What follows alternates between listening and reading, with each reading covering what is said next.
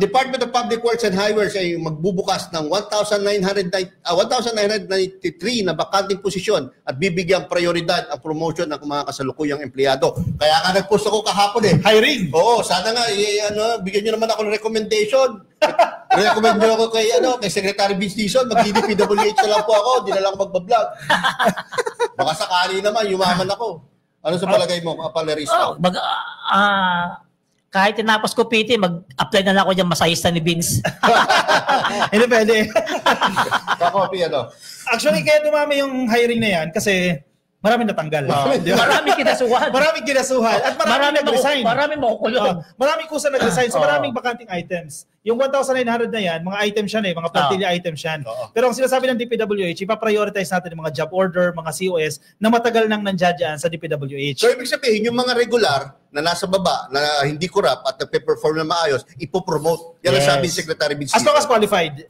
Ipopromote, tapos kung kailangan pa, yung mga bago, yun papasok na. Tapos sa pagpasok ng bago, ipaprioritize din muna yung mga job order para magkaroon na ng security position. Sa mga kababayan, isipin natin alam naman natin na talagang maraming mga loko-loko dyan sa DPWH. Pero hindi po lahat.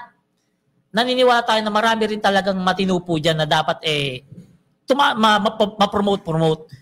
Yung mga natira dyan na mga empleyado, yan yung mga pinapaniwalaan ng mga matitino na wala dapat ikatakot kahit anong investigasyon kasi hindi lalabas ang pangalan nila, parang si BBM. Hindi natatakot na hindi kahit kailan yung investigasyon flood control hindi dadapo sa pintuan ng Malacanang. Correct. So yung mga natitirang empleyado dyan sa DPWH, yan, pagkakataon nyo na yan, sabi ni Secretary Vince, applyan nyo yung mga posisyon na akala nyo, pwede kayo, qualified kayo. At isa pa, isang sinabi doon ni Secretary Vince Dizon, yung mga dahilan kung bakit nadi-delay yung sahod ng mga job order, tatanggalin. Ganun? Hindi dapat ganun Kawawa naman sila, di ba? Job order na nga sila. Wala nang benepisyo yan. Wala na nga security of tenure, wala na nga ibang benepisyo tulad ng mga regular, nadi-delay pa yung correct. Yung tatay ko, alam niyo, kung simulang bata ko, 35 years sa MWSS, never na-delay ang sweldo sa kanila.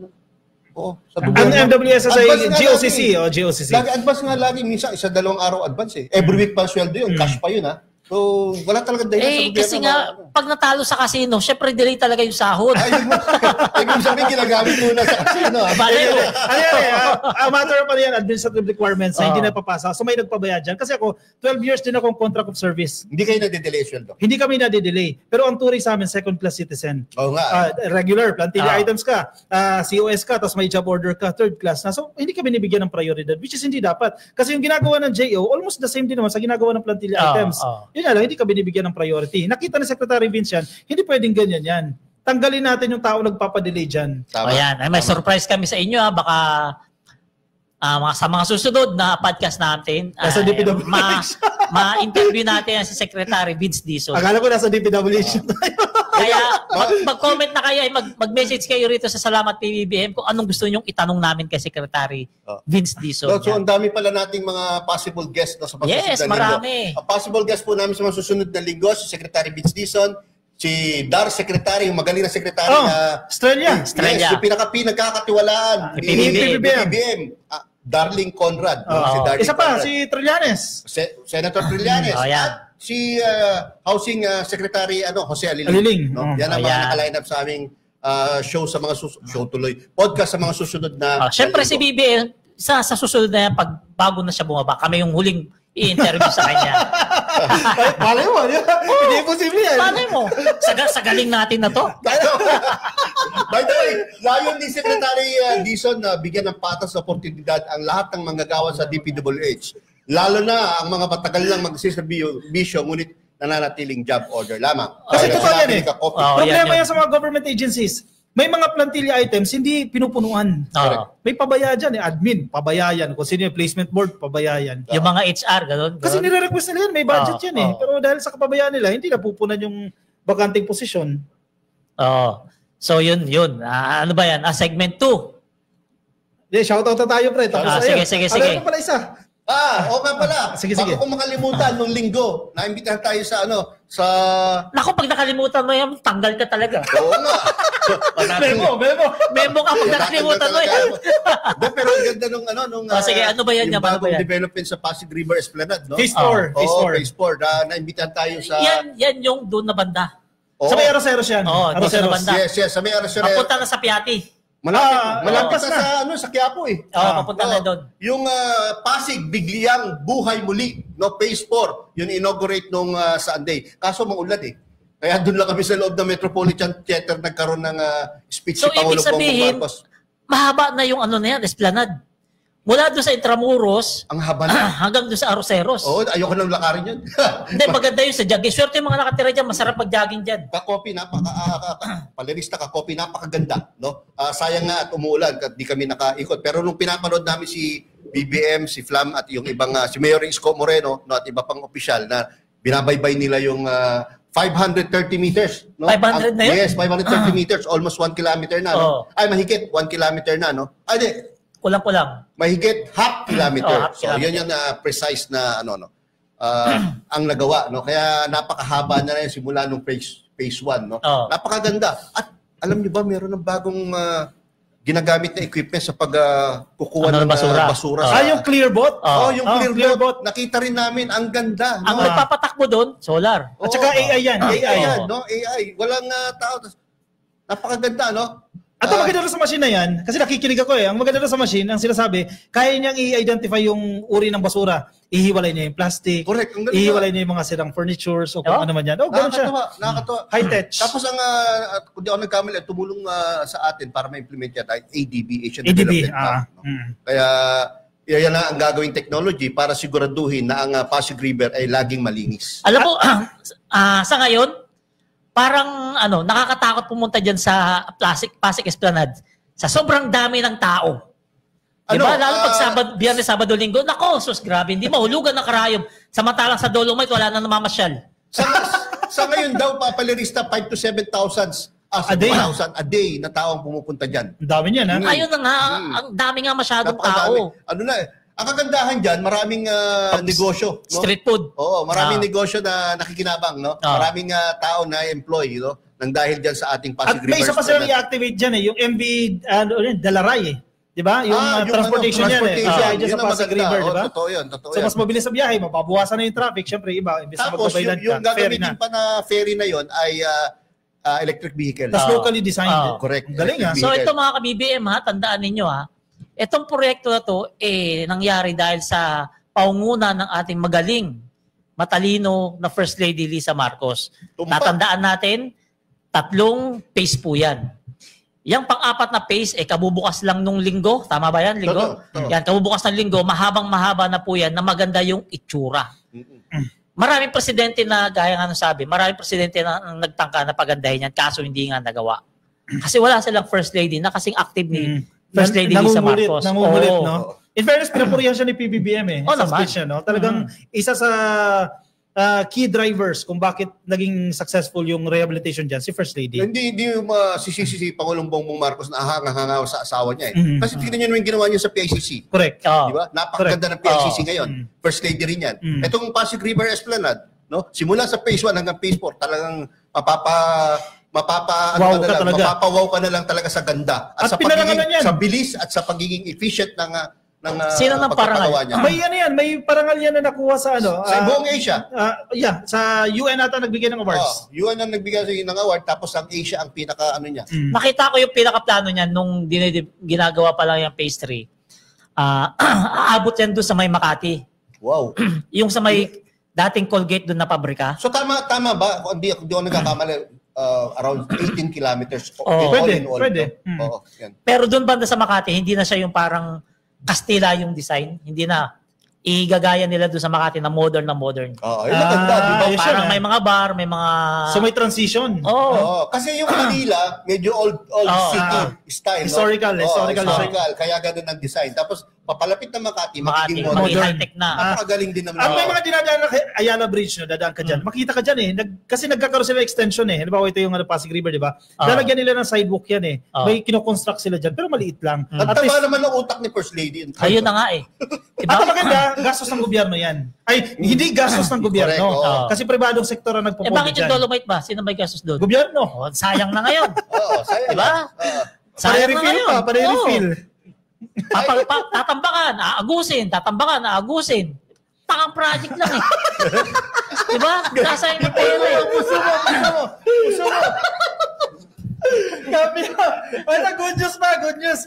Kasabay po niyan, inanunsyo din ng presidente, nakikita niyo yung Intramuros Golf Course. Ang lawak na, di ba? Ang lawak. Doon din yan. Sa Maynila. Gagawin na siyang park. Swerte ata ni Yorme Isko ngayon. Laging kasama si... Oo nga eh. Bakit plano? Bakit kaya? Ang dami nilang projects ha. Sabihin mo na kaya para mapagalitan ka. Palabiro lang po si Paladista. Wala po yun. Talagang Siya na kasi mayor. nagkataon pong dalawang visionary and modernizer leaders po na kaya lagi sila magkasama. Nagkakapareho ng kanilang iniisip. Kabyo ka agad eh. Kaya nagkakapareho ng kanilang vision para sa Manila. No, nagkataon naman na talagang gusto ng Pangulo Bongbong Marcos yung nire-recommenda ni Mayor Isko Moreno. Kaya sinusuportahan niya yung doon ba sa golf course, ano magagawin doon? Gagawin siyang public park. Kasi ngayon, mayayaman na nakikinabang doon eh. Yung tapat na museum yun, di ba? Yung wall, yung Intramuros wall. Kasi palirista ilang piraso lang nakikinabang ngayon. Mayayaman lang. Tama nga naman doon. Tsaka maliit na lang yun. Si Yorme Isko, gamitin na para sa mas maraming tao makinabang, di ba? Nako, laki. Ang ganda ng Maynila kapag natapos yung plaza na yan, yung golf course na i-convert ng plaza. Meron pa. Ba? Ano? Ay, isa pa. Teka muna. Bago tayo mag-move sa iba. Yung Arroceros Park, di ba? Yung para kumbaga last lang. Ano tawag doon? Last lang of the Philippines. Last lang of the Philippines, no? Talagang kasi green. Alam niyo ba, yung lugar na yan, iba ang temperature ng lamig diyan kumpara pag lumabas ka na sa park. Proven yan. No? Mas mababa dahil nga ang daming puno. No? Napakalamig. At napakaganda na ngayon, no? Kung makikita nyo kanina yung pinakita na picture. Ayan, yung picture na yan. Or video, no? Ang liwala sa nakapunta ka na ba dyan? Nakataanan niya natin galing City Hall papuntang Quiapo. Diba, pero hindi ko pa siya napuntahan nung si Yorme ng mayor. No? Napakaganda. Kaya one of these days, punta tayo dyan mag-content. Yan yung katabi ng Met Museum ng Metropolitan, di ba? Yes. Na-renovate na rin. Maganda. Napakaganda, no? May mga puno ba doon? Di ba flyover yun? Hindi. Yung nasa right side. Para siyang mini forest. Kasi yung dinaanan mo, papunta Santa Cruz, galing ka City Hall, di ba? Yung right side, papunta kang Quiapo. Yung may flyover dyan, papuntang Santa Cruz yun. Para siyang mini forest palarista. Kaya si Yorme, alam niyo naman na talagang yung mga plano niya, napakaganda talaga, no? Gusto talaga niya mapaganda ang buong Manila. Kaya yan, plus yung Intramuros Golf Course na gagawing plaza na lang, no? Para sa mas maraming tao na makinabang. Napakaganda. Hindi lang yan, meron pa. Itong Plaza Calderon dyan sa Binondo. At yung underpass dyan sa Loton, naku po, bata pa lang ako, dumadaan ako dyan sa Loton underpass. Sa Maynila na naman yan. Sa Maynila din. Dati kasi daming mga dyan, natutulog, mga informal settlers. Yan, pagaganda yung dapat talaga dyan sa Maynila maraming tourist attraction dyan kasi para hindi lugi yung mga turista pag nagpunta rito. Pag nagpunta kasi rito dyan sa Luneta, tsaka Intramuros lang, lugi. Pero may tanong, si Mildred Ramos, bakit sa dami ng projects ni PBBM, lagi sinasabi ng mga DDS, wala daw project ang Pangulo? Ganon kasi pag nakakulong yung kulto. Lahat bitter kasi nakakulong. Ikaw ba naman? Membro ka na ng kulto, tapos grade 3 ka na. Walang project, pero panay naman punta ng Esplanade, di ba? Hindi kaya nahihiya yung mga ogang dyan pag naglalakad sila kasama pamilya nila dyan, di ba? Hindi kasi sinasabi nila kay Digong daw project paano kay Digong yung Dolomite Beach. Tama nga. Yung Dolomite Beach yung kay Digong na wala nang pinagtatawanan na lang ngayon. Kakopi, walang project tapos nakikipag-away sa ospital kapag hindi in-apply yung zero balance billing. Di ba?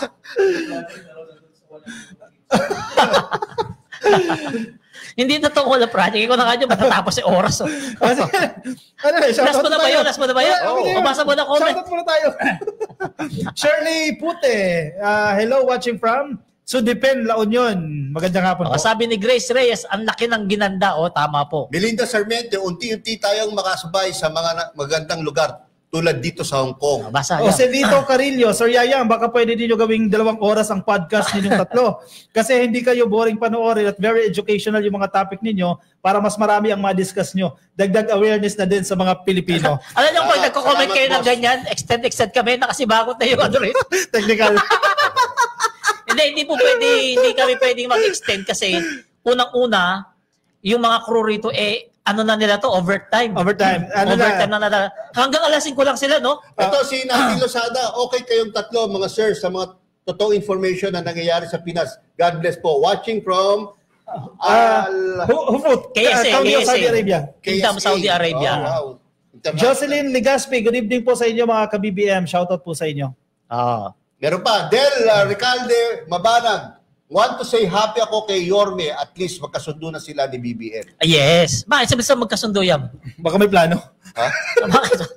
Di ko alam. Ano yan? Good job mga ka-coffee palerista. I agree po sa inyong tatlo. Ayan, sabi ni Manay G. Ayan. Happy viewing po sa inyo. Jack Patricio watching from Dubai. Ito isa, basahin natin. Hindi ko mabasa. Gwelenga Saulanlani watching from Sweden. Hindi ko ma-pronounce yung inyo. Wow, sana bawat ganyan, no? Ito, Disa. Ito. Si Leonard Paulo, pa-shout po, mga bossing from New York, Cubao. Bihira. First time manood sa inyo, solid PBM. Yes, kahit saan po kayo, kahit nandiyan pa kayo sa Payatas, welcome po kayo manood sa aming podcast. Comment lang. Kahit dilis ka, kahit BBM ka. Binabasa natin, kahit dilis, di ba? Yan, di ba? Kahit mag-comment kayo dyan ng mga di walang problema. Kami pa, sanay kami sa ganyan. Ito, kaya Mr. Palerista, pangunahan muna maging Prime Minister si PBBM, sabi ni Israel Tolero. Alam mo, hindi ko magets yan. Paano magiging Prime Minister? Ano yan? At hindi gagawin ni PBBM yan. Hindi niya gagawin yan. Kasi parang, hindi ko magets. Kaya hindi ko yan tinatapik. Okay. Sir, ano ba talaga yung kay Isko? Ba't ayaw paliwanag ni Yaya? Ano ba yun? Papunta tayo. Kausapin ko muna si Secretary Cesar Chavez, yung Chief of Staff ni Yorvis Comoreno. Invite niya natin yun, no? Baka pumunta dito. Makichismis muna tayo kay Secretary. Last comment daw. Wilma Lingat, no? Nakakatuwa ang results sa mga podcast ninyo mga sir. Napapasaya nyo kami. Tuloy-tuloy ang mga evidence na nagtatrabaho si PBBM. Totoo naman. Totoo nagtatrabaho.